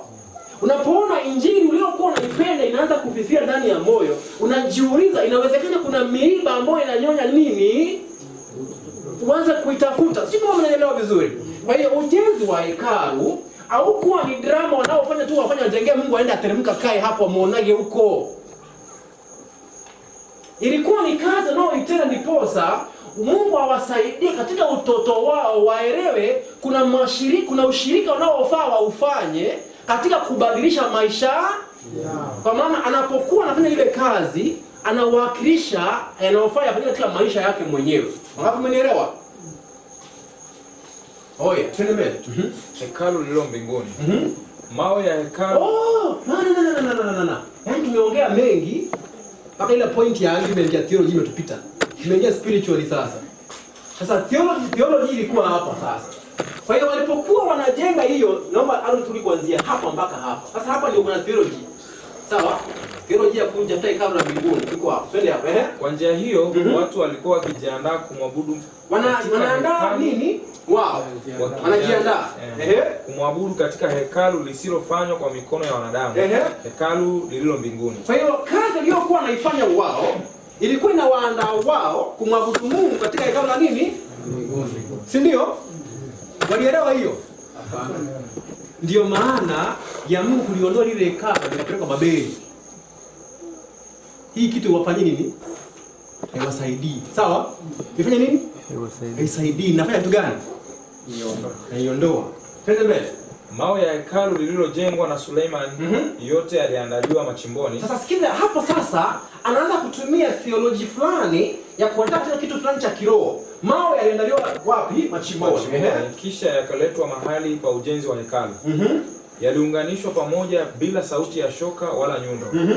Mbao nazo zilitengenezwa tayari msituni. Vivyo hivyo vyombo vya hekalu vililetwa katika nyumba hiyo vikiwa tayari vimetayarishwa kwa matumizi. Viletwa wapi? Vikiwa viko nini? Tayari. Kwa hivyo ukiwa machimboni unaona nini? Mawe. Na nini nyingine? Vifusi. Nini nyingine? Miti. Na ikishaunganishwa unaona nini? Bidhaa vya nini? Bidhaa vya hekalu ya mbinguni. Sio kama nielewa. Vinaunganishwa wapi? Kwenye hekalu. Wapi? Nje huko. Kwa hivyo kule nje huko ukiambiwa kama umeona ile mfano wa madhabahu, ukionyeshwa waambiwe hii ni nini, utasemaje? Ni madhabahu ya hekalu, sio? Haya, ukiingia tena uteremshwe kidogo, sijui kama ni nani akuteremsha, sijui kama ni Aaron ama ni nani akuteremsha, sijui ni Musa. Akuteremshe, akuonyeshe meza ya mikate. Uulizwe hii ni nini? Utasemaje? Ya wapi? Hekalu gani? Lile la pale jangwani pale, sio? Kwa hivyo sasa hapa duniani unapoangalia watu wa Mungu wako magerezani, jinsi ambavyo Biblia inavyosema, wengine wako mahali fulani chini ya miti, ukiwaangalia, ukiuliza hawa ni nini? Hii ni nini? Utasemaje? Hii utasema ni nini? Ni hekalu la wapi? Ila liko wapi? So hekalu la mbinguni lipo halipo? Lipo. Okay. Lipo. Material yake ni gani? Sawa. Haya, twende hapa. Kwa namna hiyo mpasuo mkuu wa ukweli umewatoa watu kutoka machimboni wapi? Mwa ulimwengu. Na anawaandaa watu hawa wanaokiri kuwa watoto wa Mungu kwa ajili ya nafasi katika hekalu lake la mbinguni. Hello? Yes. Bwana anatutoa katika machimbo ya nini? Ya dunia, sio? Anatuandaa sisi kutuweka tayari kila mtu achukue nafasi yake katika hekalu la nani? La mbinguni. Sio kwa maana ya kwamba kuna nyumba fulani ambayo unaenda kuishi ndani. Yaani wewe ndiye anayetafuta ujenge hiyo nini? Hiyo hekalu. Tunachukuliwa kutoka machimboni mwa ulimwengu. Nyenzo inayotumika haipaswi kuwa kitu kisicho na uhai. Kwa hiyo kinachotumika kutengeneza hekalu la Mungu sio kitu ambacho hakipo nini? Hai. Bali ni roho zilizo hai. Bali ni roho zilizo nini? Hai. Twende mbele. Roho hizi lazima zitolewe kutoka machimboni. Kwa hiyo material inayojenga hekalu la Mungu lazima itolewe wapi? Machimboni mwa ulimwengu. Ambako mkono wa Mungu unaweza kuziandaa kwa ajili ya hekalu la mbinguni. Sasa swali. Hebu tafuta akilini mwako. Wewe umeondolewa wapi nafikiri? Wewe umeondolewa wapi? Sikila mtu anajua mahali nilipotoka. Wengine tulikuwa labda makahaba, wengine walevi, wengine masengenyo, wengine waizi, wengine nini? Wasinzi, sawa, wengine wachawi, si ndio? Wapi tumetolewa huko? Sasa nani amekuambia yule ambaye amebaki yeye kutolewa huko? Nani amekuambia? Wewe umefika? Yupo katika safari. Kwa hiyo Bwana yupo katika safari ya kutoa material ya kujenga nini? Hekalu lake machimboni na kuiandaa. Uzuri ni moja. Hamna binadamu yeyote aliyewahi zaliwa ambaye hana nafasi kwa haya. Hamna. Ila kwa uchaguzi na hali yako. Ndio. Kwa hiyo wewe ndio utaamua mimi sita. Au ukubali lakini uanze kushirikiana na ile sabuni ya Malakai kusafisha nini? Maisha. Kwa hivyo hamna binadamu yeyote ambaye Mungu aliruhusu duniani akazaliwa na mwanadamu ambaye hana nafasi ya kuwa katika hekalu hilo, ila ni kwa hali ya mtu ajitoe maisha yake, washirikiane katika kutakasa maisha yake, apate nafasi. Ile unajua nini? Naye shetani ametupatia busy. Ile nakumbuka Jumamosi, tuko nini? Tuko busy. Sasa swali. Sasa hizi unavyofikiri yote ambayo unayatenda, kama hayahusu moyo wako, unafanya kitu gani? Kazi bure. Kwa hiyo unaposhughulika mzengoi hapa, naomba nikurudilie tena. Unaposhughulika hawa watu wote mwaleta hapa, usije ukasahau nina hekalu, nina mambo ya kufanya kitu gani? Yashughulikia. Wazee wa makanisa mpo. Kitu inapokuuma na mambo ya watu wengine inapokuuma, usije ukasahau ya kwamba haya hayatakuokoa. Hautawahi mwambia Mungu ya kwamba Mungu, elewa, nilikuwa na majukumu mengi kanisani, naomba nisaidie. Ndio wale leo mwambia kama tulitumia jina lako kutoa mapepo. Unaelewa sasa? Ndio wale leo mwambia tulisha watu. Unaelewa? Na mimi siwa. Sasa usije ukasahau kiini kikuu cha hii pambano inahusu moyo wangu. Mambo ya watu wengine hata kuokoa. Ukiwa sawa wewe au unapoendelea kupambana, ni vizuri kupambana kwa sababu ya wokovu ya wanadamu wenzetu. Maana tunawapenda na wala sio chuki. Sio? Ila usije ukasahau ya kwamba wajibu mkubwa ulio nao ni kuokoa nafsi ya nani? Yako. Ndio bado ulivyosema kama wanaenda ama waende, mimi nataka gani? Mimi naenda. Na iwe kweli. Sawa, tuendelee. Tuko hapa katika kipindi cha majaribio. Na ni lazima tupitie chini ya mkono wa Mungu. Kingo zote zenye ukali. Hapo. Kingo zote zenye ukali. Na nyuso zote zisizosawazika. Lazima ziondolewe. Nasi lazima tuwe mawe yaliyofaa kwa ajili ya ujenzi. Tunakuja katika ushirika wa kanisa tukiwa na kasoro tabia. Lakini hatupaswi kuendelea kuzihifadhi.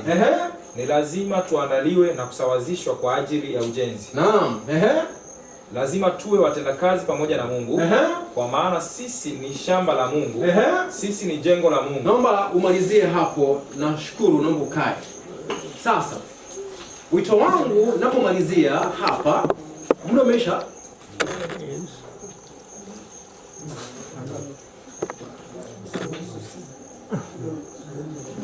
Saa 12. Muda umeisha. Bado nusu saa ya maswali ama ya kufunza? Mnadanganya hata kama nataka kuendelea. Ya kufunza? Okay. Kwa hiyo ninaomba niseme hivi. Yaani hii hapa ndio sasa kujua uzito wa mpango wa wokovu na uzito wa kushughulikia maisha ya mtu binafsi. Nusu saa nini? Luka? Ndio. Yes. Mimi ndo nikuja huko kwa ajili ya taarifa ya kubadilisha ratiba. Kwa hiyo hapa ilikuwa ni saa 12 kamili. Na ndio muda ndio huu dakika 2. Baada hapo ni kuna saa 1 na dakika 20 kwa ajili ya kumaliza chakula. Je, tunaongeza nusu saa tunafidia hapo sababu kuna maswali. Nafikiri tumeshapata point ya msingi leo. Kwa hiyo point zingine tunaweza endelea kesho. Kama tutatumia tu kuuliza maswali. Ila niseme tu ya kwamba msisitizo ulio hapa sasa ni kumaanisha hivi. Tunafaa tuondoe emphasis ya injili ya matawi. Sawa? Tuondoe emphasis katika kukua katika akili yao imejaa mashughuli za watu wengine. Mashughuli ya vitu vingine. Ni vizuri kama kuvifanya kama vinahitaji wajibu wako. Unaelewa? Hauwezi kama kuvifanya sababu pia ni wajibu kama umeupewa. Ila tunapofanya hayo yote tusije tukasahau kwamba mimi sina uwezo wa kusafisha hekalu la watu wengine, ila ninafaa nishirikiane na Kristo kusafisha hekalu langu. Na hivyo tujipatie changamoto kila wakati kwamba haijalishi hekima na haijalishi ufahamu tulionao kwenye akili, lazima tujiulize, ufahamu huo, hekima hiyo imetusafisha kiwango gani? Matendo yangu nao yatenda, matamshi nao yatoa, yanadhihirisha mimi ni jiwe aina ipi. Kwa mfano, tuseme wewe ni mkuria kama ndugu yangu Robert. Bwana alipokutoa katika ukuria, maisha yako ya kuishi na mwanamke, sawa? Na jinsi ambavyo unaishi na watoto, sawa? Jinsi unavyohusiana kule, je, inaonyesha ya kwamba umesafishwa, umekuwa mawe yaliyo hai, umeiga roho ya Kristo nyumbani? Au umejaa tu theolojia ya Kiadventista kwa akili? Sio kama unaelewa vizuri. Lakini wale mayani Kimasai mimi ni Masai, ameniuzia shamba. So nawaelewa vizuri. So ukiongea hapo naelewa. Ila sasa jiulize, changamoto ni hii. Nilipotolewa kule ulimwenguni na ule ukali ambao tuko nao kule. Je, nilipoletwa katika nyumba ya Bwana karakana, tunaita nini karakana? Yes. Je, swali ni hili, changamoto napokaa pale na mke wangu, ninapomwangalia, tunapozungumza, je, inadhihirika nimesafishwa, roho ya Kristo imeminika ndani ya moyo wangu, au niko vile? So kama uko vile vile, ulitoka kwenye mfumo mmoja, umeingia kwenye mfumo na hayo yote ni bure. Sasa ndio maana gundua ya kwamba Ukristo tulio nao ni Ukristo uliojaa theolojia. Ni Ukristo uliojaa uzito wa hoja, lakini katika matendo na katika neema ndogo ndogo za moyoni sababu tumeufikiria ya kwamba uokovu unapatikana katika nje ya ami, na zaidi ya yote nipambane tu Kristo atoe kitu fulani kwenye vitabu mahali pengine. Na wala haihusu kuondoa matendo hayo ndani ya maisha yangu. Haihusu kubadilisha maisha haya niliyo nayo leo, kiwango ambacho Bwana ananipatia nafasi ya kuishi na kujua hekima yake. Kwa hivyo hamna ujumbe wowote ambao Bwana ameutoa ndiposa ubebe ujae kwenye kichwa upeleke kule nje kushambuliana. Haupo. Mwandishi mmoja akasema ya kwamba kwa mfano tabia ya Mungu sio ujumbe wa kubeba kuelekea kule nje kupambana na watu, ni ujumbe wa kuishi. Sasa unafikiri ukiishi ujumbe wa tabia ya Mungu itafanya kuwa shetani zaidi ama uko mnyenyekevu zaidi? Hebu fikiri. Akina mama mpo? Ukipewa mwanaume ambaye anakaa kama Mungu wa Biblia wa tabia hii tunayojifunza, utatamani kuishi na yeye, utatamani kuishi na yeye. Huyu Mungu tunayejifunza hapa ambaye ni mpole, ambaye hana hasira, ambaye ukitaka njia zako akikupatia hoja unakataa, unaamua kufanya njia zako, wanakuambia okay, mke wangu nakupenda sana, ila hiyo njia sio sawa. Basi fanya unavyoona, lakini utakuja kuona hekima hii. Huyo mwanaume utakataa kuishi naye? Si ndio unamtafuta huyo? Ama sio unamtafuta? Kwa hiyo unagundua ya kwamba Ukristo halisi hauko katika sehemu nyingine, uko katika matendo ya Mungu kuishi katika maisha yetu. Kwa hiyo ukikaa na mwanaume kwa nyumba ambaye anaishi tabia ya Kristo itakuvutia. Ukiishi na mwanamke ambaye anaishi tabia ya Kristo ndani ya nje itakuvutia. Ukiwa kanisani na mzee wa kanisa au mwinjilisti ambaye anaishi matendo ya Mungu katika maisha yake itakuvutia. Akikwambia Mungu afanye hivi uelewi, hapana. Ila tabia yake hautaikataa. Wewe unafikiria ukimuuliza Maria Magdalena, Mungu anayemwabudu ni Mungu gani? Nafikiri atakwambia. Maria Magdalena ukimuuliza Mungu wako ni yupi? Tabia yake ni gani ukiwa umefanya dhambi? Atakwambia nini? Ni yule kupiga mawe, sio? Ila mlete kwa Kristo hapo. Unanielewa? Mlete kwa Kristo hapo. Huyo Kristo atamkataa. Maria atamkataa Kristo? Hapana, kwa maana anajua jinsi ambavyo tabia ya Kristo imemvuta. Anajua rehema ya nani? Anajua alipata mtu aliyemuelewa. Unanielewa vizuri? Kwa hiyo wakati mwingine ujumbe ambao tumepewa na Mungu tumeufanya kama ni ujumbe wa midomoni wa kushambuliana, ila haujachukua nafasi ndefu ya kujipea changamoto. Nikikasirika kwa mfano, wewe unakasirika pia. Lazima wakati fulani najiuliza, hivi sasa hii hasira ambayo imedhihirisha ni ya Baba wa mbinguni? Sasa si changamoto? Sasa sinanifanya niwe Mkristo zaidi? Hapo wakati huo ni nini ambayo inafanyika? Hekalu la mbinguni linasafishwa. Na Mungu aweze kubariki. Nani ana swali? Naam. Karibu. Asante.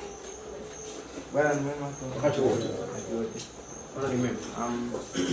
Swali, mwalimu. Tunavyojifunza kuhusu, tumefahamu sasa hekalu la mbinguni liko machimboni, lipo linatengenezwa. Kwanza nahisi na maswali mawili. Pale ambapo Yesu anasema alipaa kwenda, yale maneno aliyotuambia huko mkono wa kuume wa nani? Baba. Niulize kwa habari ya pale alipo, yani kimwili, physically, yani walipo huko mbinguni na Baba, kule mahali hapawezi pakaitwa hekalu ama sijui patakatifu, tuseme hivi, pataitwa hekalu. Sawa. Akija hapa pataitwa nini? Hekalu. Akiwa kule nje chini ya miti pataitwa nini? Hekalu.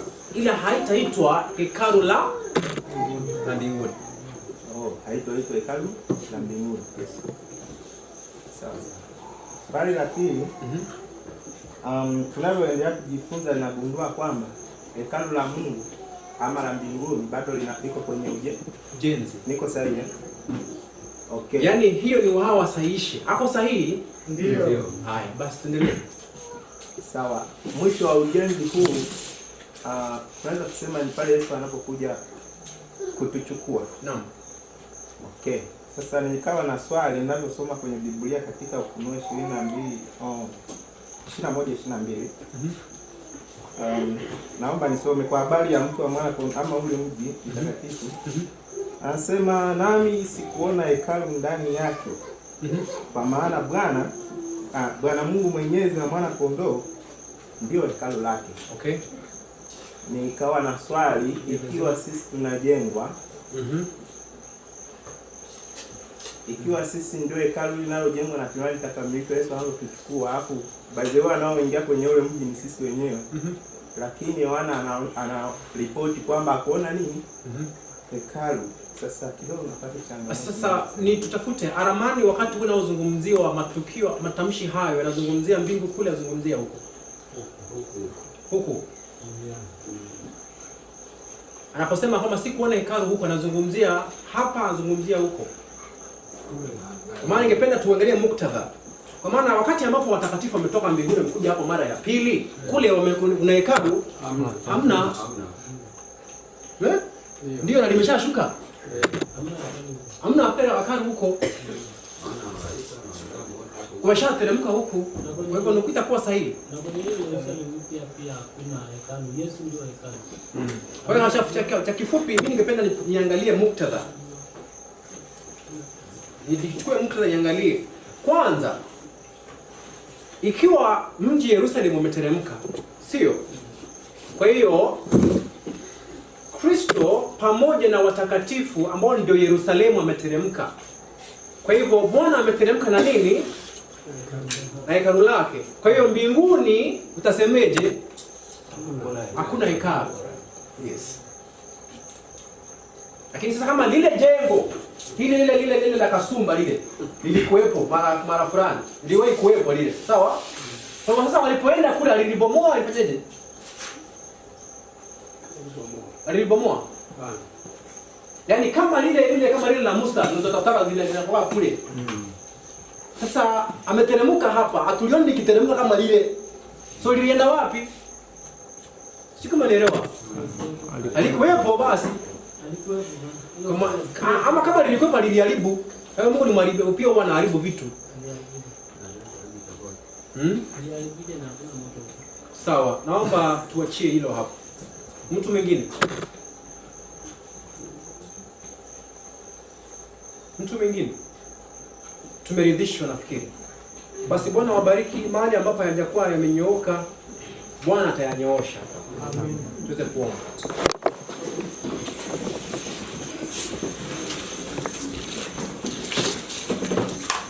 Tuombe. Tukuze Baba wa mbinguni kwa ajili ya muujiza unaodhihirika katika maisha yetu, hata tunapoendelea kujifunza juu ya kweli ambazo zimefichika ama ambazo zimeweka giza.